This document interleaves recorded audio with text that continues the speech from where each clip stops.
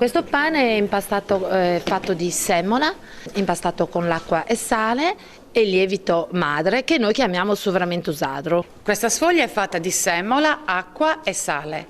Si usa anche per fare gli sculligionesi, poi dai ritagli, dopo fatti i sculligionesi, si fanno i talarinos. Un piatto povero perché non c'è il condimento come i sculligionesi. Il sugo sempre fatto dei nostri pomodori con aglio, prezzemolo e basilico.